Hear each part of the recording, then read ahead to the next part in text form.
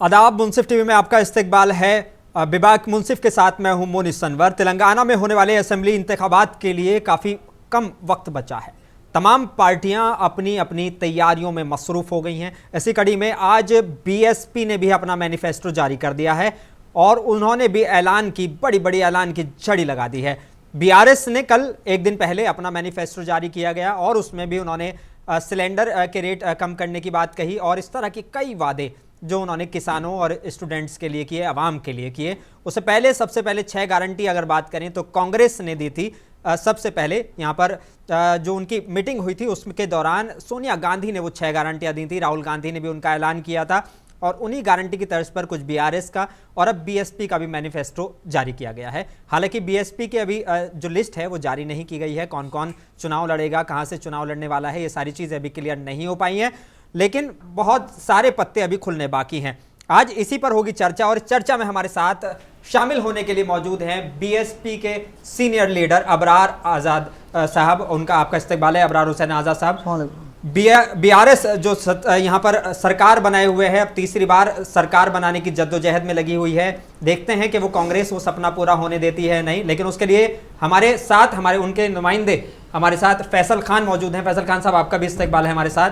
और कांग्रेस से हमारे साथ इरफान कादरी साहब मौजूद हैं। इरफान कादरी साहब, आपका भी इस्तकबाल है। मैं सबसे पहला सवाल बीएसपी से ले लेता हूं क्योंकि आज उनका जो मैनिफेस्टो है वो जारी हुआ है। अबरार हुसैन आज़ाद साहब, बड़ा सवाल ये कि एक बार फिर से वही सेम चीज़ें देखने को मिली। हालांकि काफ़ी सारी चीज़ें जो हैं आपकी बीआरएस से काफ़ी मिलती जुलती हैं। जैसे आपने 4 एकड़ लैंड देने का ऐलान किया है फैमिली को, जो बिल्कुल जिनके पास घर नहीं है, ऐसी फैमिली को। क्या लगता है कि वाकई ये जो मैनिफेस्टो है ये आपकी वो जड़ को जो आप जमाने में लगे हुए हैं तेलंगाना में, उसे मजबूत करने में कामयाब रहेंगे आप इससे? नहीं, मैं सबसे पहले बीएसपी के मैनिफेस्टो को समझने में आपको वक्त लगेगा जी, और बहुत ही तफसीली मैनिफेस्टो ये रहा है। लेकिन ये तेलुगु ज़बान में है और क्योंकि अभी ये पहली बार लॉन्च हुआ है जी, और जब हम इसका उर्दू ट्रांसलेशन हम करेंगे तो इसमें बहुत बारीकी से आपको इसमें समझ में आएगा। हमने 1 एकड़ ज़मीन की बात की है और वो 1 एकड़ ज़मीन जो है ना, हम हर जो किसान जो गरीब हैं, माफ कीजिएगा, 1 एकड़, हाँ 1 एकड़ का आपने ऐलान किया है, लेकिन बीआरएस उससे पहले 3 एकड़ का पहले से ऐलान कर चुका है। बीआरएस के ऐलानात क्या वो खलील खां फाख्ते उड़ाए की बात है। बीआरएस का ऐलानात की कोई जमा खर्च इसलिए नहीं है कि केसीआर साहब ने जो सबसे पहले ये ऐलान किया था कि मैं कुत्ते की तरह यहाँ पे निगरानी करूंगा, काफला कुक्का, नहीं ये उनके अल्फाज है, काफला कुक्का, काफला कुक्का जो जुमला है उसके माने है कुत्ते की तरह।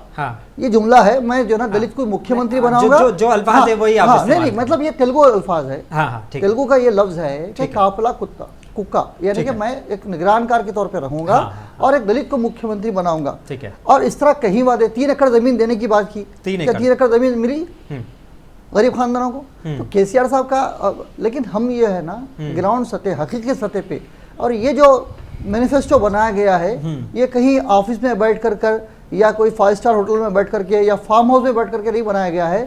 255 दिन का सफर ज़मीनी सतह पे तय करने के बाद में करीब 12,300 गांव जो है ना दौरा करने के बाद में ये वहाँ से तमाम जो लोगों की अवामी जो राय थी वो राय को एक जगह जमा करके मैनिफेस्टो की शक्ल में, क्योंकि जो अवामी जो डिमांड्स है, जैसे आरएस परवीन कुमार साहब ने जब यात्रा शुरू की थी तो करीब वो हर जगह से अपनी जो भी राय आती थी उसको राय को जमा करते रहे और उसी राय को साथ जो आज जो मौजूदा मैनिफेस्टो है वो एक्चुअली अवाम का मुतालबा है, डिमांड है, रिक्वायरमेंट है।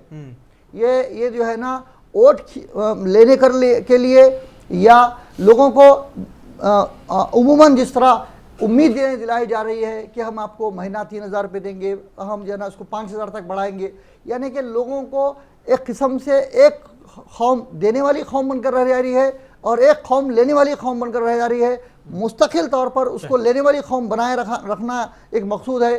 Doctor R S. परवीन कुमार साहब का कहना ये है कि हम तमाम लोग, हर शहरी, हर जिम्मेदार शख्स इस रियासत में, इस रियासत के कामकाज में हर जगह पे हर तरह बराबर का हिस्सेदार बनना चाहिए। इसके बल्कि कि कोई देने वाला और कोई लेने वाला बने रहे और अवाम को लेने की इस तरह की फ्री स्कीमात की आदत डाल करके उसको वक्तिया उसकी ज़रूरतें पूरी कर करके फिर आने वाले महीने में फिर मेरी स्कीम क्या आएगी, मेरे को क्या मिलेगा, वहीं तक लोगों को महदूद रखा गया है। इसके बरखलाफ होना ये चाहिए कि पावर तकसीम होना चाहिए, दौलत तकसीम होना चाहिए। अमीर की जो दौलत है वो अमीर की हद तक नहीं रहना चाहिए कि तमाम लोगों में मसावी तकसीम होना चाहिए।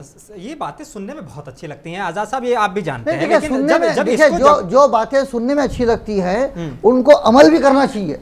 बातें देखिए, हिंदुस्तान आजाद हुआ है जब डॉक्टर B.R. अम्बेडकर साहब ने अपने दस्तूर में इस बात का तस्करा किया है कि दौलतमंद ना हो, गरीब गरीब ना हो। ये जो दरमियान का जो ब्रिज है इसको खत्म किया है। इस्लाम सबसे बड़ी इसकी मिसाल है। आप सल्लल्लाहु अलैहि वसल्लम ने ज़कात का सिस्टम बनाया और ये सिस्टम, लेकिन हम हिंदुस्तान में उस सिस्टम को फॉलो नहीं कर रहे हैं। यहाँ पर हम संविधान के तौर पर चल रहे हैं। आप भी ये सारी चीजें अच्छी चीजें कहीं पे भी है तो काबिल कबूल है। अच्छी चीज ये है कि इस्लाम का जो ज़कात का जो सिस्टम है, इस्लाम का ज़कात का सिस्टम भी इसलिए रखा गया है ताकि गरीब गरीब ना रहे, दौलतमंद की दौलत जो है ट्रांसफर हो। उसी को बाबा साहब अम्बेडकर ने कोट किया, लेकिन अमली जामा पहनाने में कहीं ना कहीं मैं सवाल ले लेता हूँ। फैसल खान, वो कह रहे हैं कि आपने भी बहुत सारे ऐलान किए थे और कई सारे ऐलान आपके थे जिसमें बहुत सारे सवाल जिस पर अक्सर आपके उठते रहे, चाहे वो हज हाउस को हो, वक्फ की प्रॉपर्टी को लेकर हो, या ये 3 एकड़ लैंड को देने को लेकर है। क्यों ना आप पे सवाल उठे? 9 साल से ज़्यादा की अब आपकी हुकूमत हो गई है, क्यों आप उनको वाकई अमली जामा पहनाने में फेल रहे? सबसे पहले तो मैं जो अभी BSP के जो रिप्रेजेंटेटिव जो अल्फाज का इस्तेमाल कर रहे हैं कि KCR साहब ऐसा बोले, कुत्ता वगैरह बोल के, मगर मैं ये इनको बताता चलूं कि मेरी पार्टी मेरे को ऐसा नहीं सिखाती किसी को ये ऐसे अल्फाज बोलने। किसी को अल्फाज ये इस्तेमाल किए हुए नहीं। ये KCR साहब की तकरीर है, मेरे को बात करने KCR साहब की तकरीर है। हम जब भी अभी नए दाखिल हुए जमात में, मैं दाखिल नया हूं, आपको इल्म होने की जरूरत है। ये KCR साहब की तकरीर है, आप यूट्यूब में हमारी है। नहीं, चाहे उन्होंने कहा है, लेकिन हमारे शो में आजाद साहब, हमारे शो में हमने इसको बहुत क्लियर कर दिया था। एक कुत्ते की तरह नहीं, हम निगरान कुत्ते की तरह ये इस्तेमाल नहीं करेंगे, एक निगराह के तौर पे हम उस चीज को देखेंगे। कुक्का बोलते हैं तेलुगु में कुत्ते। चलिए ठीक है, फिर आप मेरे को बोल रहे हैं काफिला कुक्का, जो भी आप XYZ बोल के बोल रहे हैं, मगर मैं आप कोट करे होंगे। फिर आपको मैं ये सवाल पूछना चाह रहा हूँ कि आप जो है सबसे पहली चीज, मैं हमारी पार्टी तो हम जब भी मायावती जी को याद करते हैं एज एन दलित नेता के लिए याद करते हैं, और हमारे सदर साहब बहन जी बोल के याद करते हैं, है कि नहीं? तो हमारा रिस्पेक्ट उनके लिए ये है। और रही बात आपकी, आप बोल रहे हैं, नहीं सुनिए, आप बोल रहे हैं वैसा कोट करे बोल के, ठीक है, एक मिनट, आप मेरे को बात करने दीजिए आजाद साहब, आप बात कर लीजिए। आप बोल रहे हैं मैं नया हूँ, ठीक है, मैं ये आपसे भी, आप मेरे सीनियर है, मैं आपसे ये पूछना चाह रहा हूँ, यही काफिला कुक्के के जो साहब पहले मानने वाले थे ना भाई, इनके रिप्रेजेंटेटिव थे ना, आप भी जमात में थे ना, BRS जमात में, TRS में थे ना आप। मेरा सवाल ये था कि KCR साहब ने वादा किया था, KCR साहब ने ये वादा किया था। ये पूछ लेते हैं आजाद साहब, ऐसे देखिए एक मिनट, माफी चाहूंगा, ऐसे अपने अल्फाज को दोहरा दूं आपको, मैं पहले अपने बात को समझ गया। उन्होंने ये कोट किया था, ये वादा किया था जब वो तेलंगाना हुकूमत में नहीं आए थे। ये 2014 से पहले की बात है। में कोट करिए, मैं उसको वही स्टेट के प्रधानमंत्री को ऐसा बात पूरी करते हैं, मुख्यमंत्री को ऐसा नहीं बोल सकते। चल ठीक है, हमने इस बात पे आपत्ति जताई थी, उन्होंने उस बात को माना। अब आप मेरे सवाल का जवाब दे दीजिए। ये 9 साल का बोल रहा हूं, ये मेरा रिमार्क नहीं है, मैं ये बता रहा हूं कि एक तकरीर का ये बिट है, एक वादे का ये हिस्सा है, यानी कि वो उसको पूरा नहीं कर पाए जो रखवाला होने की वादे की जब बात की है, आपने मैनिफेस्टो की बात की, वादे की बात की, तो मैंने सबसे पहला मैनिफेस्टो बताता हूं बीएसपी के जो उनके भी पूरे नहीं हुए। जब टाइम आने पे जब कादरी आराम से बैठे हुए हैं, उनसे ही सवाल लेना है, आप जल्दी से। मैं भी वजाहत उस बात की, मैं आपकी बात को आगे लेते ये बोलना चाहूंगा, मैं आपकी बात को आगे लेते हुए चलते हुआ कि आपको मैं ये बोलना चाहूंगा कि आप जब आपकी जो बीएसपी है जहां आपको जरूरत है, आप बीजेपी का भी साथ लिए यूपी में, है कि नहीं? वहां पर अलायंस लेके आप गवर्नमेंट, आपको अगर जरूरत पड़ेगी, अगर आपको जरूरत पड़ेगी तो तेलंगाना में भी आप ले सकते हैं। सर आप सुन लीजिए या कभी बोल लीजिए। अबरार साहब मेरे से सीनियर है, आप सुनिए, एक मिनट आप तामुल रख के सुनिए। एक मिनट, मैं कह रहा हूँ इस तरह से डिबेट आगे नहीं बढ़ेगी, जो भी उनके सवाल हैं, चाहे वो इरफान कादरी साहब हो कांग्रेस से या फैसल खान साहब हो, जो भी इनके सवाल होंगे मैं आपके पास आऊंगा। जो बीएसपी को लेकर सवाल होंगे मैं आपके पास आऊंगा, लेकिन क्योंकि हमें ब्रेक के लिए भी जाना है तो एक छोटा सा मैं चाह रहा हूँ कि सब लोगों का एक हो जाए। जी फैसल खान। एग्जैक्टली अब रही बात कुछ वादे हमारे जो हुए इम्प्लीमेंट, कई 80% वादे हम आपको बताना चाहेंगे कि हमारे इम्प्लीमेंट हुए गवर्नमेंट में। ऐसी कोई गवर्नमेंट नहीं है तेलंगाना ऑल ओवर इंडिया में जो पूरा मुकम्मल अपने वादों पे पूरा उतरी। वही मैं इसलिए बता रहा था कि आपको बीएसपी भी यूपी में जब भी इख्तियार में थी, अरे रिजर्वेशन का छोड़ो सर, आप रिजर्वेशन का छोड़ो, रिजर्वेशन का झंडा कहीं पकड़ रहे हैं आप। कई ऐसे मुद्दे बताता हूँ जहाँ डेवलपमेंट की वाकई काम हुआ, कहीं को नहीं हुआ। आसरा पेंशन बराबर मिल रहा लोगों को, गैस सिलेंडर जो है सो अपने ये केसीआर साल के बाद गैस की क्यों याद आई? मैं बता रहा हूँ, मैं बताना चाह रहा हूँ, केसीआर किट तो बराबर मिल रही लोगों को, बराबर केसीआर के जो अपने स्कीम्स है बराबर पूरे इंप्लीमेंट हो रही है कि नहीं? गवर्नमेंट काम कर रही है और काम की बुनियाद पे 2019 में ही, काम की बुनियाद पे 2024 में भी आएंगे हमारी गवर्नमेंट। ऐसा नहीं है, कुछ वादे हमारे मैं खुद भी एडमिट करा, कल ने परसों के वीडियो में ये बोला कि कुछ वादे हुए, कुछ वादे करना है कि नहीं? ऐसी एक मुकम्मल गवर्नमेंट बता दीजिए पूरे इंडियन हिस्ट्री में जो पूरे अपने वादे पे पूरे मुकम्मल उतरे। आपकी खुद की बीएसपी नहीं उतरी और हमको बोल रहे हैं आप, ठीक है आप बोल रहे हैं मुसलमान माइनॉरिटी लीडर्स। जब भाई आप जब थे पहले आप जब हमारे से सीनियर थे तो आप बताइए, जब आपको मुसलमान माइनॉरिटी याद नहीं आया, जब आपको स्कोप मिला आगे बढ़ने का पॉलिटिकली, तो आप कदम रखिए सामने। आप हमको मत बताइए, हम जो भी है सीनियर होंगे जूनियर होंगे, हम हमारी जगह पे है। चलिए ठीक है। इरफान कादरी साहब, बड़ा सवाल यहाँ पर यह है क्योंकि गारंटियों की झड़ी लग रही है, बीएसपी ने भी इस तरह के वादे किए हैं और बात करें कि कांग्रेस ने भी उस तरह की 6 गारंटियां दी हैं। अब सबको गैस सिलेंडर की भी याद आ रही है, अब सबको इन सारी चीज़ों की याद आ रही है। क्यों इन सारी चीज़ों से बढ़कर हम कुछ और बेहतर करने के लिए इन सारी चीज़ों पर नहीं करते हैं? नहीं, मैं सबसे पहले अनवर साहब ये बता दूं कि पहली मरतबा तेलंगाना के अंदर ऐसा हुआ कि पार्टी का बीआरएस पार्टी का मैनिफेस्टो पढ़ के सुना रहे मौलाना साहब असदुद्दीन ओवैसी साहब। ये पहली मर्तबा ऐसा हो रहा है कि एक जो है इनके पास कोई स्पोक पर्सन या फिर कोई इनके पास पार्टी के नेशनल लीडर्स, इनके जो स्टेट लीडर्स है वो नहीं आ रहे हैं। असदुद्दीन ओवैसी दारुसलाम में बैठ के जो है उनका मैनिफेस्टो पढ़ के बोल रहे हैं कि माशाअल्लाह 400 रुपये में सिलेंडर हो जाएगा और जो है आपको मिल जाएगा वाइट राशन कार्ड।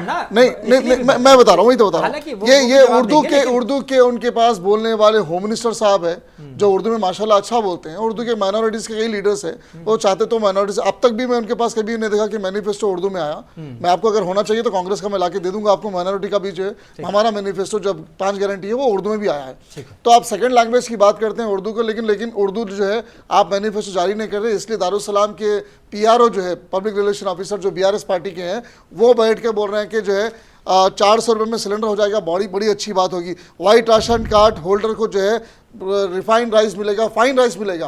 और तो मैं फिर अब तक जो मिला राइस वो कर रहे हैं कि भाई अब तो जो चावल मिला है बीआरएस पार्टी का वो बहुत घटिया किस्म का चावल सवाल मैं लूंगा, मेरे ज़हन में भी ये यही है। और ये बोल रहे हैं कि व्हाइट राशन कार्ड, मैं ये बताऊंगा कि व्हाइट राशन कार्ड कहां से लाए भाई बीआरएस वाले। 2006 में राजशेखर रेड्डी साहब के टाइम पे राशन कार्ड बने थे, व्हाइट बना था, पिंक बना था, ग्रीन बना था, लेकिन आप तक जब तेलंगाना बनने के बाद सिर्फ केसीआर साहब एक वादा करे माइनॉरिटी राशन कार्ड जारी करेंगे, लेकिन आज तक नहीं करे। फूड सिक्योरिटी कार्ड दिया गया, लेकिन उसमें भी 3 महीने का अगर आप यूज नहीं करेंगे तो वो कार्ड को जो है यूजलेस हो जाएगा, कार्ड बेकार हो जाएगा, उसके बाद कोई गवर्नमेंट स्कीम नहीं मिलेगी। अब उसके बाद जो है इन्होंने कहा है कि वुमेन्स के लिए जो है ना इमदाद करेंगे, फाइनेंशियली हेल्प करेंगे, जैसे कि हमने स्कीम में जारी किया कि 2500 रुपये हर महीना देंगे औरतों के लिए, गरीब औरतों के लिए देंगे, 500 में सिलेंडर देंगे। भैया जितना भी आप मैनिफेस्टो बना रहे, 2014 में जो है आपका मैनिफेस्टो बीजेपी का कॉपी पेस्ट था और अब आपका जो मैनिफेस्टो बना कहीं ना कहीं हुबहू जो है कांग्रेस का मैनिफेस्टो को लेकर आप बना रहे हैं। आपको बीआरएस को कोई काम नहीं है, बीजेपी और कांग्रेस कॉपी पेस्ट है। आप देखिए चार क्या बात मैंने कर कहा रहे हैं यार, 500 रुपए उनकी तो सिलेंडर अपनी देंगे। schemes है ना। आपकी 10 साल की सरकार थी, हाँ। आपने क्यों सब्सिडी नहीं दी? कांग्रेस के दौर में इख्तिदार में हमने सब्सिडी दिया था, आवाम को राहत दी थी, आपने क्यों राहत नहीं दी? व्हाइट राशन कार्ड क्यों आपने जारी नहीं किया? क्यों गरीब लोगों के लिए जो पेंशन क्यों नहीं बनाए गए? क्यों जीएचएमसी वालों के लिए घर के 1 लाख घर देने की बात क्यों नहीं गई थी? आज क्यों कह रहे हैं? आपके मैनिफेस्टो आप बना के बता रहे हैं, आपके पिछले मैनिफेस्टो में बताइए कि आप जो है ना 60 to 80% जो है मैंने सब्सिडी के साथ आप लोन देंगे बोल के बताए थे। 1,58,000 पहले एप्लीकेशन आए तो होम मिनिस्टर साहब असेंबली के अंदर कह के बोल रहे हैं कि भाई जो आप 1,58,000 आपने जो रिसीव डाले थे उसको तो हम जो है ना रद्दी समझ के फेंक दिया गया, आप फिर अब से अप्लाई कीजिए, उसके बाद हम आपको देंगे। 2,16,000 एप्लीकेशन आए, उसका क्या हुआ? कहाँ गया सब्सिडी अमाउंट? तो कई ऐसी चीजें हैं जो सिर्फ आज के दौर में सिर्फ बीआरएस पार्टी के पास मैनिफेस्टो नहीं है और उनके पास कोई जबान भी नहीं है कि वो आवाम के पास क्या हिसाब से जाएं, क्या हिसाब से उनसे वोट मांगे।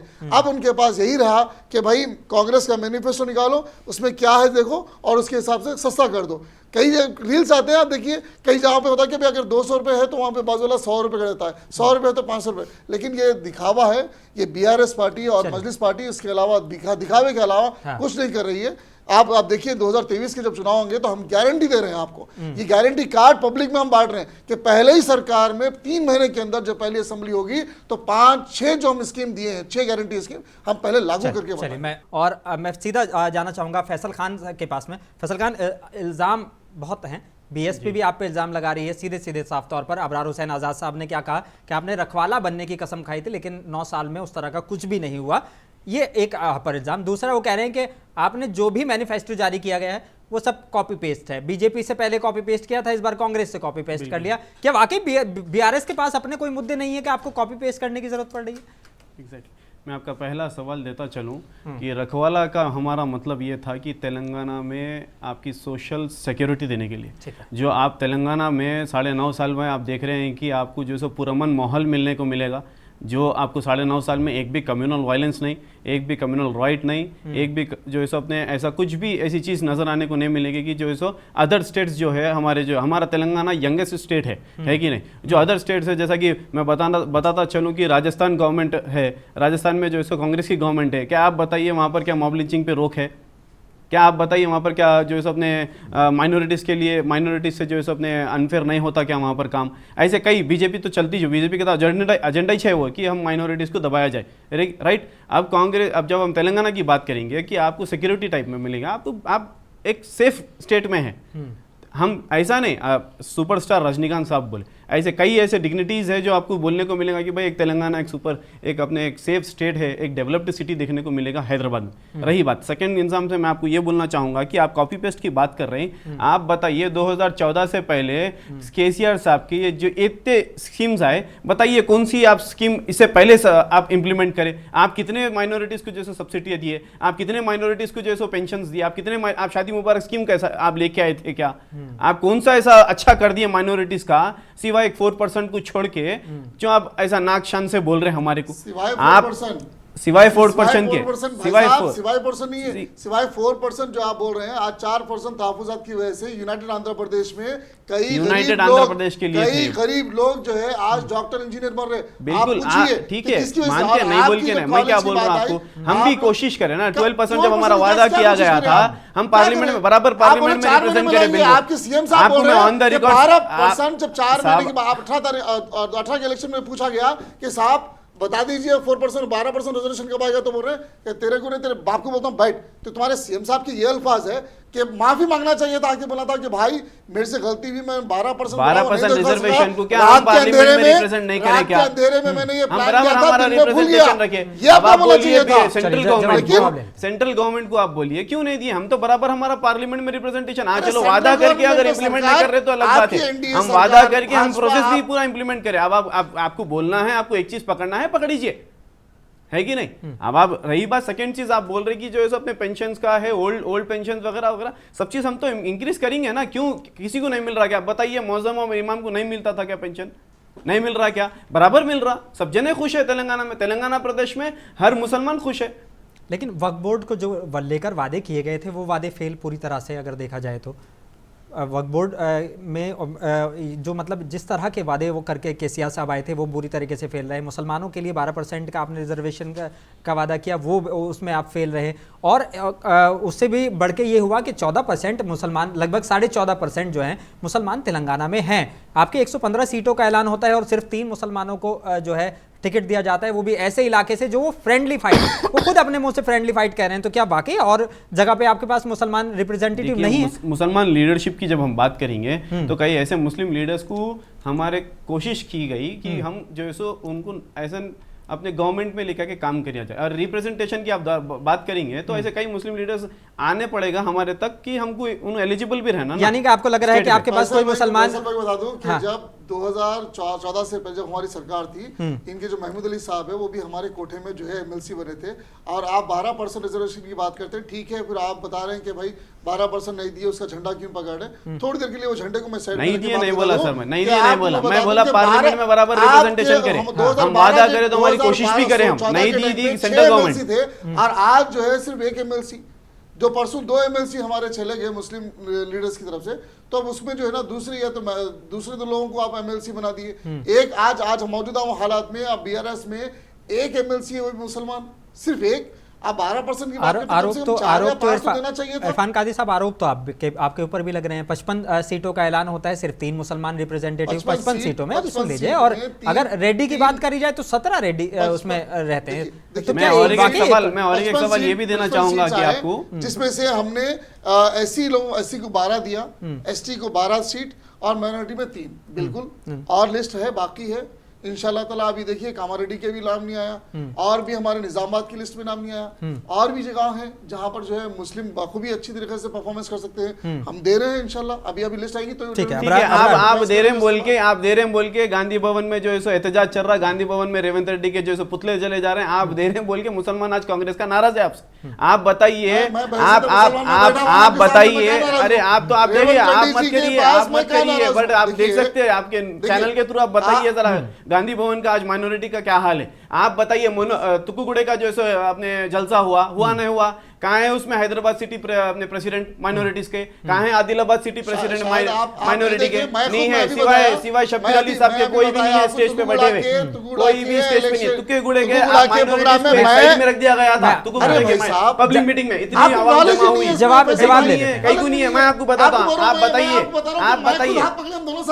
नहीं है साहब, स्टेज पे ऑन रिकॉर्ड बोल रहा हूँ, मैं भी तो ऑन रिकॉर्ड बोल रहा हूँ। बताइए सोहेल साहब कहाँ थे, ये बताइए। सोहेल भाई भी काम कर रहे हैं। नहीं थे, ग्राउंड में एंट्री नहीं मिली उनको ग्राउंड में एंट्री नहीं मिली। आदिलाबाद का प्रेसिडेंट, देखिए मेरी अच्छी बातचीत है, आदिलाबाद का कांग्रेस का प्रेसिडेंट बताता चलूं आपको, एंट्री नहीं मिली तुकुगुड़े के ग्राउंड में। देखिए सवाल ये उठना जायज है क्योंकि बीआरएस की हम बात करें, वो भी एक तरीके से अपने आप को सेक्युलर पार्टी बताते हैं, कांग्रेस भी सेक्युलर पार्टी बताते हैं। लेकिन इस तरह का अगर इस तरह का भी होगा तो कैसे उस पर यकीन किया जाएगा? मैं आऊंगा, लेकिन मैं अबरार साहब से एक पास चले जाता हूं। अबरार साहब, वो कह रहे हैं कि आपके जब हमने सवाल लिया तो उनका सीधा तौर पर कहना था कि तेलंगाना को, स्टेट को अगर हम देखें तो सबसे सेफ स्टेट है माइनॉरिटीज़ के लिए और सबसे सेफ स्टेट है लोगों के लिए। यहाँ पे इस तरह के कोई पिछले कुछ सालों में कोई दंगा यहाँ पर देखने को नहीं मिला। और हमने जो गारंटी दी थी वो कह रहे हैं कि लगभग ज़्यादातर हमने पूरी की है।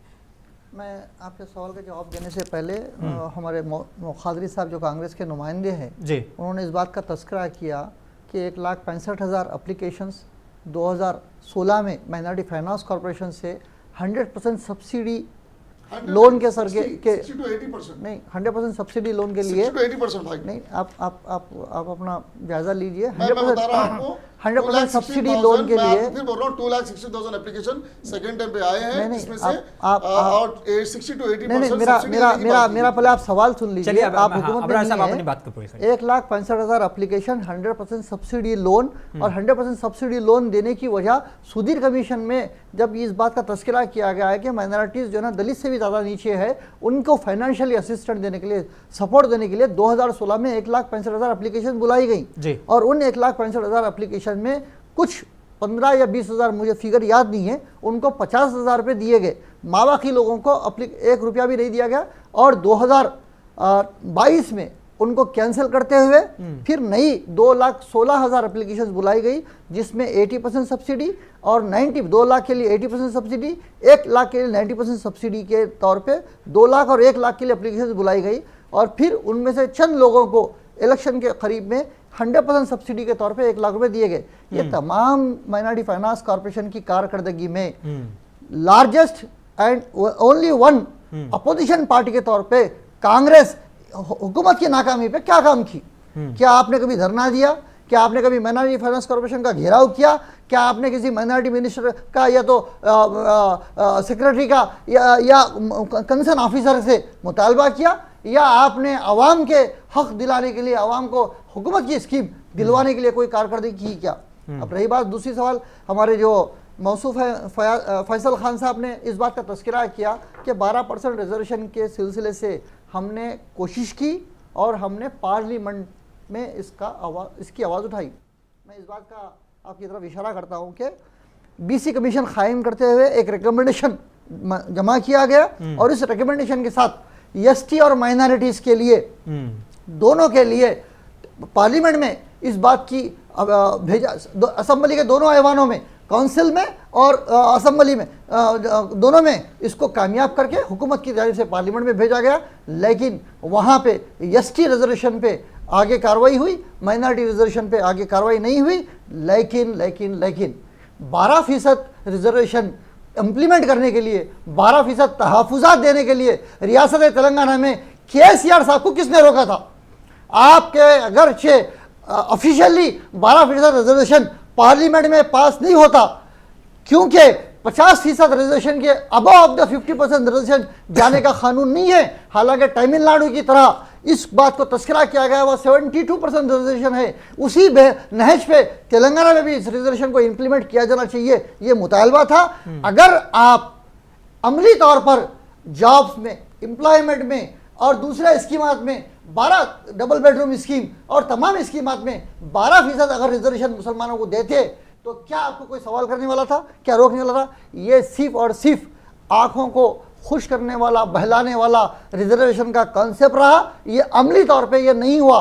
बहुजन समाज पार्टी का नारा ये है कि जिसकी जितनी संख्या भारी उसकी उतनी भागीदारी। हम चाहते हैं कि तमाम कौमों को। तो क्या आपकी जो लिस्ट आने वाली है, जितने भी आप उम्मीदवार उतारने वाले हैं, तो उसमें मुसलमानों की वो संख्या देखने को मिलेगी? हम हत्तल इम्कान ये कोशिश कर रहे हैं और आपके चैनल के जरिए मैं मुसलमानों से मुतालबा करता हूं कि आइए इस प्लेटफॉर्म पे अपनी सियासी नुमाइंदगी का हक हासिल करिए। हम देने के लिए तैयार हैं। आप अपनी ख्वाहिश जाहिर करिए, अपना रिप्रेजेंटेशन दीजिए ताकि हम आपको नुमाइंदा बनाएं। ये तो वही वाली बात होगी, जैसे फैसल खान कह रहे थे कि भाई हमारे पास जो है अभी उस तरह के चेहरे भी आने चाहिए जिनको नहीं आप ये बात गलत है। टीआरएस पार्टी जब तेलंगाना अलहदा नहीं हुआ था तब से लेके आज तक अल्लाह के फजल ऐसे चेहरे हैं, कुछ अल्लाह को प्यारे हो गए, कुछ जो है ना इंतजार में है, रास्ते में है। लेकिन टीआरएस पार्टी उनको खत्म करने का काम की, जिसका सेहरा महमूद अली साहब पे जाता है। आपके एमएलए 32, उसमें से एक मुसलमान बताइए। टीआरएस के कैंडिडेट डिक्लेयर हुए ना, 32 कैंडिडेट्स, एक मुसलमान बताइए। वही मैं कह रहा हूं कि अगर और वो आने हैं तो वो पार्टी जो है ना, लॉलीपॉप है साहब। टीआरएस पार्टी के एजुटेशन से लेकर के अब धीरे धीरे जब पार्टी बढ़ती है तो कायदीन बढ़ना चाहिए था, कायदीन कम होते गए। महमूद अली साहब के साथ 8 से 10 लोग रहा करते थे, हुआ करते थे। आज कितने लोग उनके साथ में हैं? या तो वो लोग जो है ना उनको नाकारा बना दिया गया है, उनको ख़त्म कर दिया गया है, या उनको खामोश कर दिया गया है। तो क़यादत को, मुस्लिम क़यादत को बढ़ाने के बजाय उनको दबाया गया है। ऐसे नाम नेहाद लोगों को इसलिए जगह दी जा रही है ताकि वो फिर वो आपके कंपटीशन में, आपके मुकाबले में नहीं आए। तो लिहाजा महमूद अली साहब ने मुस्लिम क़यादत को बहुत हद तक दबाया है और यहाँ तक कि ख़त्म करने की कोशिश की है।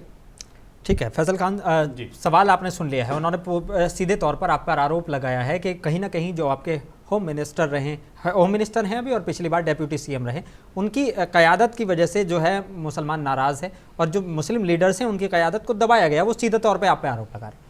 देखिए, माइनॉरिटीज़ में जब आपको बात चलेंगी तो फाइनेंस कॉरपोरेशन चेयरमैन हमारे, वक्फ बोर्ड चेयरमैन हमारे, उर्दू एकेडमी चेयरमैन हमारे, हज हाउस चेयरमैन हमारे, माइनॉरिटीज के चेयरमैन है ना, ये मुसलमान चेयरमैन है ना, ये इसमें माइनॉरिटी लीडरशिप आपकी मजबूत होगी ना। सेकंड चीज, आप बोले तो सुनता था साहब, मैं आजाद साहब आपको बोलते तो मैं सुनता था, तो फिर आप तो भी थोड़ा सुनिए मेरी बात को।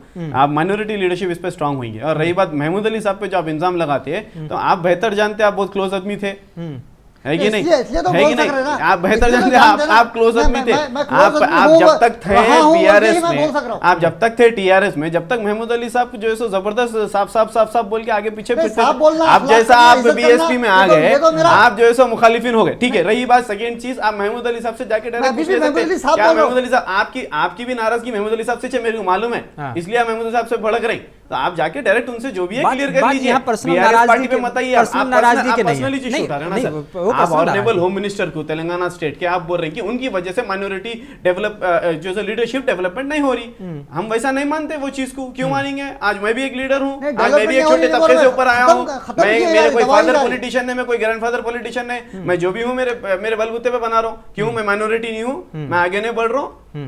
ऐसा सब कुछ स्कोप है। आपको आगे बढ़ना है तो आप यहाँ पर आइए, आगे मेहनत करके आगे बढ़िए। बीआरएस पार्टी यही चाहेगी। आप एक आना है, पैसे लेके आके पैसे देके जो सो इख्तियारत पे बैठ रहे हैं, वो अलग बात है कि नहीं। इरफान कादरी साहब, बड़ा सवाल, उन्होंने कहा कि मैं एक माइनॉरिटी से हूँ और मैं आगे बढ़ रहा हूँ, लेकिन आपके ऊपर जो आरोप लगते हैं वो आरोप ये होते हैं साफ तौर पर कि आप जो हैं वो कहीं ना कहीं जो पिता पुत्र वाली राजनीति होती है, जो फैमिली वाली राजनीति होती है, वो करती है, और यही आरोप बीआरएस पे भी लगते हैं। उनसे भी ये सवाल लूंगा मैं, लेकिन इस बार आपने वो साबित करके दिखा दिया। बीआरएस से नाराज हुए मैनमपल्ली हनुमंतराव, वो अपने बेटे को टिकट चाह रहे थे, बीआरएस ने टिकट देने से मना कर दिया क्योंकि उनके पास पहले ही फादर और सन वाली जोड़ी चल रही है। तो अब आपने उन दोनों को टिकट का ऐलान कर दिया, यानी कि अब कोई भी नाराज होएगा, उनके बेटे को टिकट नहीं मिलेगा, आप अपने पास बुलाएंगे, फिर बीजेपी आप पे क्यों ना आरोप लगाए? देखिए, मैनमपल्ली हनुमंतराव जी का और रोहित जी का उनके बीआरएस पार्टी में क्या था क्या नहीं है वो इश्यूज में मतलब नहीं है जी। लेकिन हाँ, उनका जब मेदक के अंदर जब हमने मालूम किया था, मेदक के अंदर उन्होंने काफी, रोहित जी ने बहुत काम किया, मैनमपल्ली हनुमंतराव बहुत काफी सीनियर लीडर है, उन्होंने काफी अच्छा काम किया। अगर काम नहीं करते तो वो 2-3 मरतबा जो है एमएलए नहीं बनते थे। तो काम की बुनियाद पर उसके बाद उनके अलावा जो हमारी जो टीम, हमारी जो एआईसीसी होती है, हमारे पास सिर्फ रेवंत रेड्डी जी का काम लिस्ट भेजना होता है। एआईसीसी इसको फाइनलाइज करती है किसको किसको टिकट देना चाहिए क्या नहीं है। ऐसा नहीं है कि यहाँ पर हरीश राव जी ने पर्चा फाड़ दिया, उसके बाद उन्होंने कहा कि रोहित को टिकट नहीं मिलना चाहिए, उसको टिकट नहीं मिलना चाहिए, उसका नाम निकाल दो, उसको निकाल दो। ऐसा नहीं है, एक सिस्टम होता है। कांग्रेस पार्टी, जितने भी इनकी पार्टियां हैं, तमाम पार्टियों की ये बोल सकते हैं कि माँ है, तमाम पार्टियों की माँ है। तो उनके पास, हमारे पास आइडिया है क्योंकि आप सबसे पुरानी पार्टी हैं, सिर्फ इस वजह से। तो ये इसी वजह से बोल रहा हूँ कि 100 साल के ऊपर हो गया हमारी पार्टी, तो तरीका है हमारे पास काम करने का। हाँ। उसी तरीके से हम लेकर जो है कॉन्टेस्ट करते हैं। रही बात फैसल भाई ने कहा ओल्ड सिटी के हद तक जिस तरह से नाराज है, मैं बखूबी जानता हूँ कि हाँ, कुछ ओल्ड सिटी के हमारे कैंडिडेट नाराज है। ऊपर भी है पर्चा फाड़ने वाला। आपके जो पूर्व मुख्यमंत्री रहे हैं पिछले 10 साल पहले, वो जब सोनिया गांधी के पास लेकर गए थे तो सोनिया गांधी ने जो लिस्ट दी थी उन्होंने मना कर दिया था उस लिस्ट में। ये आरोप तो आप पे भी लगता है? नहीं, किसकी? राजशेखर रेड्डी साहब की बात बिल्कुल, राजशेखर साहब की। देखिए, हर चीज के पहलू 2-3 होते हैं। आप खाली एक कहेंगे कि भाई दे दिए थे लिस्ट और उसको निकाल के फेंक दिए, नहीं होता ना। कैंडिडेट्स की लिस्ट में चेक कर दिया जाता है, जैसा कि आपको मालूम है हर पार्टी में होता है। स्क्रीनिंग कमेटी होती है, वो लोग डिसाइड करते हैं कि कौन सा कैंडिडेट जीतेगा नहीं जीतेगा, फिर हमारी सरकार वापस आएगी नहीं आएगी। अब राजशेखर रेड्डी जी ने अपनी लिस्ट बना के भिजाया था तो उन्होंने कॉन्फिडेंट थे कि भाई ये लिस्ट है, आप इसको दीजिए। ये सोनिया गांधी जी कॉन्फिडेंट थी कि इनको हटा के इनके बेहतर है कि हर पार्टी की। ऐसे कोई बड़ा इशू नहीं है कि इसको आप इतना बड़ा मीडिया प्लेटफॉर्म पे बता दें कि भाई सोनिया गांधी जी ने रिजेक्ट किया है। एक बात आप मानते हैं कि इस बात का सरकार लाए थे नहीं लाए थे, ये बताइए कि फाइनली हमारी सरकार आई थी नहीं आई थी। जब राजशेखर रेड्डी साहब ने जब लिस्ट जारी किया, सोनिया गांधी जी ने कुछ कहा कि कुछ नाम लाना चाहिए था, नाम चेंजेस हुए, कुछ लिस्ट अच्छी परफेक्ट बनी, कैंडिडेट आए, स्ट्रांग कैंडिडेट आए, स्ट्रांग लीडरशिप हुई। 2004 के मुकाबले 2009 में हमने सरकार मजबूती के साथ बनाई थी। अब मैं खाली बात कर दूं कि फैसल भाई ने अभी कहा कि ओल्ड सिटी के अंदर जो कांग्रेस का जो हाल हुआ, अभी रेवंत रेड्डी जी का स्टेच्यू जो है नामजद पुतला जो जलाए। देखिए साहब, मैं मानता हूं कि ये जो लीडर्स हैं उनको कहीं ना कहीं तकलीफ हुई होगी, वो अपनी नाराजगी जाहिर कर सकते हैं, लेकिन एक लिमिट तक। जो आज उनके साथ हमने काम किया उनको सस्पेंड किया। सस्पेंड किया गया, बिल्कुल हाँ सस्पेंड किया, क्योंकि वो पार्टी के हद से ज्यादा ओवर काम करेंगे तो बर्दाश्त नहीं करेगी पार्टी। मैं भी माइनॉरिटी लीडर हूँ, मैं मुसलमान हूँ, मैं हम कहीं जहाँ पे हम काम करते हैं तो अच्छा और बुरा देखना पड़ता है। आप कैंडिडेट है, आप काम कर सकते हैं, लेकिन पार्टी उससे ज्यादा आपको देखना पसंद करती है। हो सकता है पार्टी आपको कोई और जिम्मेदारी देखना चाहती थी होंगी, कोई और लीडर जो है बखूबी काम करेगा। हमारी ओल्ड सिटी में MIM के साथ बहुत टक्कर के साथ लड़ी है। हमारी कोशिश ये है कि MIM के साथ जो है कोई तालमेल की लड़ाई ना हो, कैसी ना हो कि फ्रेंडली हमारी लड़ाई ना हो, स्ट्रांग लड़ाई हो। तो उसमें हमारा काम था कि हम कैंडिडेट को जो सोचते हैं स्ट्रांग से स्ट्रांग कैंडिडेट्स को हम देने की कोशिश करें। तो ये तो हर पार्टी में होता है। आपकी पार्टी BRS में पार्टी में कई लोग नाराज हुए, अभी एक कॉर्पोरेटर साहब नाराज होकर जो है बाहर निकल के दूसरी जमात में आए। तो कई चीजें होते हैं, मैं उन चीजों को लेकर नहीं बैठूंगा कि भाई प्रोटेस्ट करे ये करे। हर पार्टी में प्रोटेस्ट होता है, टिकट को लेकर हर जगह पे बहस होती है, लेकिन फाइनली हमारा प्लान क्या होता है, हमारा गोल क्या होता है कि अच्छे कैंडिडेट के साथ जो पब्लिक की बेहतरी कर सकते हैं, काम कर सकते हैं, अवाम के बीच रह सकते हैं, उनको लेकर जो है चुनाव लड़े और उसके बाद जीते। फिर उसके बाद जो इख्तिदार में आने के बाद उसी अवाम को राहत देने की कोशिश करने की हमारा कांग्रेस का ही हमारा पहले से वो एजेंडा है। तो हम वो काम कर रहे थे, बस उसके अलावा क्या है। ठीक है अबरार साहब, सवाल उठना लाजमी है क्योंकि आपके जो अगर मैनिफेस्टो देखा जाए तो इंटरनेशनल स्कूल आपने हर मंडल के लिए अनाउंस किया है। उसके अलावा 550 square yards open plot for every homeless person, ये आपका मैनिफेस्टो में है। इसके अलावा बात करें 10 लाख जॉब 5 साल के लिए, ये 5 ईयर लिखा हुआ है इसमें। तो क्या ये 5 साल में 10 लाख जॉब होंगी या हर सालाना 10 लाख जॉब होंगी, ये भी एक क्लैरिटी आप दे दीजिए। दूसरा, क्यों लगता है आपको कि इन सारी चीज़ों की अभी ज़रूरत है? क्योंकि अगर हम बात करें तेलंगाना सरकार की तो कह रहे हैं कि हमने शिक्षा पे एक अच्छा ध्यान दिया है हम लोगों ने। नहीं, आप अगरचे तेलंगाना सरकार की शिक्षा की अगर बात करेंगे तो मैं सबसे पहले बता दूंगा 2018-19 में प्री स्कूल किट का जो टेंडर हुआ था वो सप्लाई नहीं हुई। उसके बाद कोविड का 19-20 का कोविड आया, कोविड में उसकी जो है ना दोबारा टेंडर नहीं हुआ। फिर जब 20-21 और 21-22 ये 3-4 साल से मुसलसिल, यानी कि जो बच्चे आंगनवाड़ी स्कूल्स में होते हैं, जी जी, यानी कि देखिए शिक्षा माँ के पेट से सबसे पहले होती है, उसके बाद उसको एक माहौल में रखा जाता है ताकि वो एजुकेशन से कनेक्टेड हो। प्री स्कूल किड में छोटी छोटी चीज़ें होती हैं, वो पिछले 4 साल से तेलंगाना के स्कूलों तेलंगाना के बच्चों को नसीब नहीं हो रही हैं। तो ये एक ऐसा फॉर्मेट है, टेंडर होता है, टेंडर का वेंडर जो है ना फोरफीड हो जाता है, वो टेंडर ऑर्डर उसको दिए जाते हैं, वो सप्लाई नहीं करता, उसका जो अमाउंट होता है टोकन एडवांस वो कैंसिल होता है। तो उसके बाद हुकूमत खामोश हो जाती है वो साल अगले साल फिर इस तरह 4 साल से प्री स्कूल किट नहीं मिली। मनाउरू मनाबड़ी स्कूल जैसा आकुनूरी मुरली साहब ने आंध्र प्रदेश में जिस तरह वो काम किए, स्कूल्स को डेवलप किया, उसी को कॉपी पेस्ट करते हुए यहाँ पे उसका नाम बदल के मनाउरू मनाबड़ी एक स्कीम लगाई गई, जिसको तेलंगाना इंफ्रास्ट्रक्चर डेवलपमेंट कॉर्पोरेशन ने इसके टेंडर बुलाए। जब इसके टेंडर बुलाए तो इन्होंने इसमें ऐसा टेंडर की ऐसी नॉमिनेशन रखी कि जिसका 100 करोड़ का टर्नओवर हो और जिसकी ये लिमिटेड हो, और ये कोलैबोरेटेड टेंडर इसको बनाया गया। यानी कि आप एक आदमी है जो स्किल है और दूसरा आदमी है जिसने इतना बड़ा फाइनेंशियल उसकी स्टेटस हो, वो दोनों मिलकर के इस टेंडर में पार्टिसिपेट होते। इसका मकसद ये था कि आपकी जो बेनामी कंपनी है जो रामेश्वर राव है उसको ये टेंडर देने के मकसद से टेंडर को बुलाया गया। हमने इस पर आवाज़ उठाई, हम इस पर तहरीक करे और कुछ वेंडर कोर्ट को गए।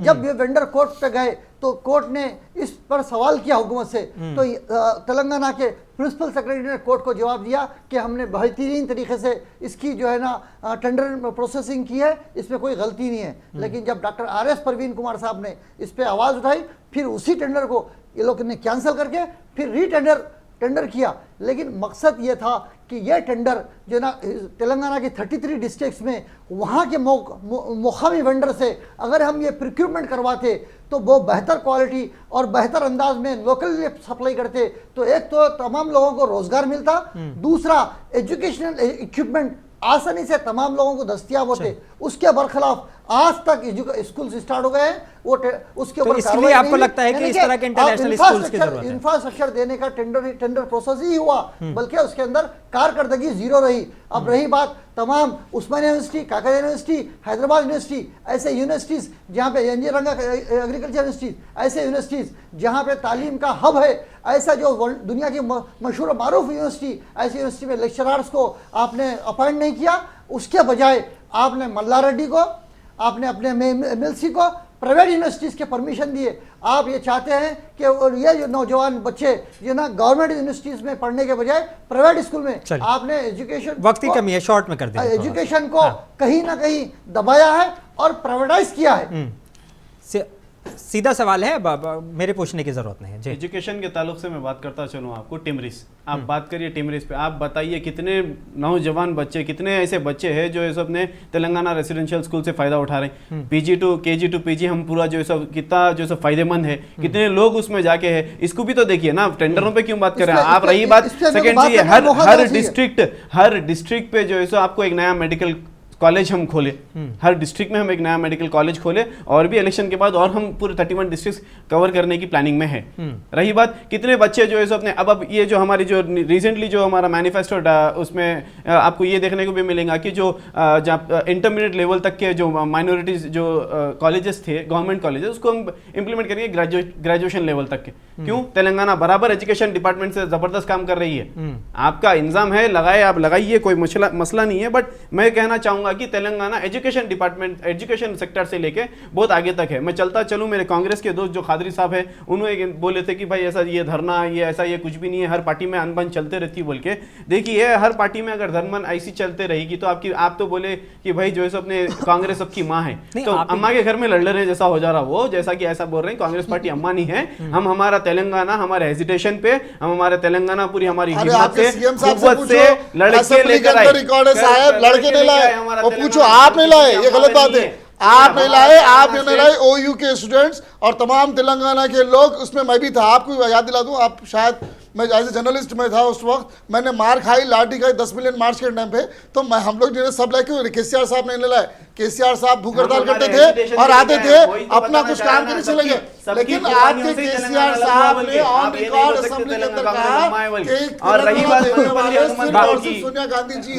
इरफान साहब, मैं आप पे आ जाऊंगा इस सवाल को लेके मैं आऊंगा, आपके पास आऊंगा इस सवाल को लेके, उनका अपनी बात पूरी करें। हनुमंत राव की बात चली गई, अगर मैं बोलना चाहूंगा कि तो सब जना दुनिया जानती कि तेलंगाना, अभी आप जो रेवंत रेड्डी पे जो इंजामत लग रहे हैं और जो हकीकत है वो जो पूरी तेलंगाना जानती है कि कितने करोड़ों में जो सौदा हो रहा, हर सीट का करोड़ों में सौदा। आप बता रहे हैं स्क्रीनिंग कम्युनिटी नहीं है वो, मेरे हिसाब से एक ब्रोकर कम्युनिटी है बैठी हुई है। सो हर जनों को, हर कॉन्स्टिट्यूंसी पे बता रहा हूं आपको, एवरी जनों को मुतालबा हो रहा। आप रिसेंटली देखिए ना चार मीनार पे जो हुआ, पार्टी के जो सेक्रेटरी है साहब, उनको टिकट नहीं मिली तो क्यों आके बोल रहे, उनको ऑफर करेगा 10 करोड़ रुपए का। बताइए आप, ये है रेवंत रेड्डी। अब ये तो अंदाजा लगा ले सकते कि हनुमंत राव और उनके बेटे को टिकट आपके जरिए मैं कहूंगा कि फैसल या तो अल्फाज वापस ले, या तो फिर आप जो है, या तो आप अपने पास एविडेंस बताइए। अगर आपके पास एविडेंस है आप तो बात कीजिए, अगर नहीं है तो फिर मैं आपको डालूंगा, मैं आपके ऊपर जो है मानहानि का केस डाल दूंगा। आपके पास एविडेंस बताइए, किसको उसने 10 करोड़ रुपए कहा, किसने ब्रोकरी की, मैं आपको इन्क्लोज करूंगा, मैं आपको इन्क्लोज करूंगा ये चीज। आप बता दीजिए होमवर्क के आप होमवर्क की बात करूंगा साहब। आप बताइए तेलंगाना के अंदर आप जिस तरह से बात कर रहे हैं कि KCR साहब ने लाया, KCR साहब ने कुछ नहीं लाया। और जहां तेलंगाना की आवाम और तेलंगाना के साथ कांग्रेस पार्टी और सोनिया गांधी जी ने तेलंगाना को जो दिया था, और दिया इसलिए था सुनहरा तेलंगाना बनाए, तेलंगाना के अंदर जो मसले हैं उसे हल किया जाए, 2 लोग बेरोजगार लोगों, नौजवानों को जो है रोजगार दिया जाए। लेकिन इसमें देखिए पहले अगर 10 साल पहले की बात करें, तेलंगाना बनने से पहले रेड्डी जो एक समाज है वो कहीं ना कहीं कांग्रेस का एक वोटर हुआ करता था, और शायद यही वजह है रेवंत रेड्डी को एक इस प्रदेश अध्यक्ष बनाने की, और क्योंकि उनका होल्ड अच्छा है इसमें मानते हैं। अब जो सर्वे सामने आ रहे हैं, ओपिनियन पोल जो आ रहे हैं, वो कहीं ना कहीं ये दर्शा रहे हैं कि आपकी सरकार बन रही है। अभी ज़्यादातर तेलंगाना में जितने भी ओपिनियन सर्वे आए हैं, जो ओपिनियन पोल्स आए हैं, उसमें कहीं ना कहीं BRS को नुकसान हो रहा है, कांग्रेस को फ़ायदा पहुंच रहा है। तो क्या वाकई वो रेड्डी जो समाज था उसको खुश करने के लिए इतनी सारी सीटें उनको दे दी गई? इससे पहले अभी इनकी पार्टी में जनरल सेक्रेटरी केशव राव साहब राव कहाँ से आए थे? डी श्रीनिवास, क्या वो रेड्डी थे? कई लोग ऐसे गुजरे, पुण्य लक्ष्मी जी अभी इनके पास ज्वाइन हुए, क्या वो रेड्डी थे? तो कई लोग आए, कई समाज गया। तेलंगाना के अंदर रेड्डी ब्रदरी ज्यादा है, और ऐसा नहीं है कि ज्यादा है जिसकी वजह से हम दे रहे हैं। आपकी जबान पे जो रेड्डी आ रहा है, तो इसलिए बोल रहा हूँ। बीजेपी में भी किशन रेड्डी है, तो ऐसे कई लीडर्स है। इसका मतलब ये नहीं कि उनकी रेड्डी कास्ट के हिसाब से हम उन्हें सीट दे रहे हैं। काबिलियत अगर है किसी में, काम कर सकते हैं, कोई अगर पार्टी को मजबूत कर सकता है तो देंगे। अब रेवंत रेड्डी जी देखिए पिछले 2 साल के अंदर पार्टी कहां से कहां लाए। अभी आपकी जुबान पे मैं कह दूं कि आप कह रहे हैं कि भाई पार्टी जो है जीतने के उस पे, तो मुबारक आपको और हमको। नहीं, मुझे मैं वो मुबारकबाद अभी आप रखिए, मैं अगर आप जीत जाएंगे तो मैं आपको मुबारकबाद कांग्रेस पार्टी में रेवंत रेड्डी जी 2 साल से लगातार, जब से वो पीसीसी बने हैं, लगातार वो काम करते जा रहे हैं, जिसकी वजह से पब्लिक में जो है उनकी इमेज बहुत अच्छी है और पब्लिक चाहती है कि रेवंत रेड्डी जी सीएम बने।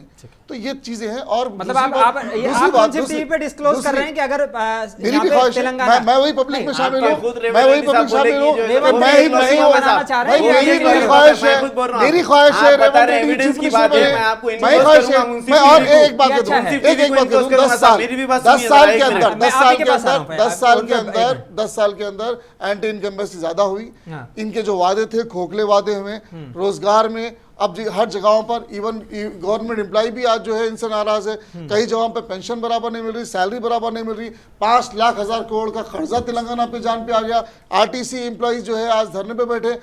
2019 के टाइम पे 48,000 एम्प्लॉइज को अगर मैं बता दूं तो टीआरएस के जो है ना अभी बोलती जाएगी। आपके पास अगर टाइम है तो फिर लंबा चौड़ा भी मैं निकालूं, लेकिन इंशाल्लाह नेक्स्ट टॉपिक पे फिर बताऊंगा कि आपने क्या क्या उनको नहीं दिया, कितना कितना उनका फंड खा गया, एवरीथिंग मेरे पास मौजूद है। 48,000 नाराज है। इसकी वजह से आज 2023 में तमाम हर जगह पे पोलिंग में ये बता रहा है कि एग्जिट पोल में कि कांग्रेस इक़्तिदार में आ रही है। ये वजह है कि हर बंदा चाहता है कि कांग्रेस को दोबारा लाए। इनके झोंकले वादों से जो है बीआरएस को बर्खास्त करें, कांग्रेस मजबूत सरकार बनाएगी। 2023 में इंशाल्लाह फरासत भाई को जो है मीठे जरूर खिलाऊंगा। ठीक है, ये आपके बिल्कुल आखिरी सवाल है आपसे, फिर मैं अबराज साहब के पास जाने के बाद प्रोग्राम को एंड करेंगे हम लोग। सवाल सीधा साफ तौर पर, पहले तो आपने इल्जाम लगाया है, जो पैसे का इल्जाम लगाया है, उसकी आप वजाहत दे दीजिए कि भाई आपने कर दूंगा मुंसिफ टीवी को। आज का ही बयान सेक्रेटरी यहाँ पर जो है सब यहाँ ठहर के तेलंगाना के भाग्य लक्ष्मी मंदिर के ठहर के उन्होंने बोले सो है, आप देख लीजिए। ठीक है, एक दूसरा देखिए मैं वीडियो है ना, उन्होंने बोल रहे ना, उन्होंने खुद उनके मुंह से बोल रहे, मैं उनको शिका के नहीं भेजा भाई, आप ऐसा बोलो बोल के पार्टी खा के बोलो होता क्या?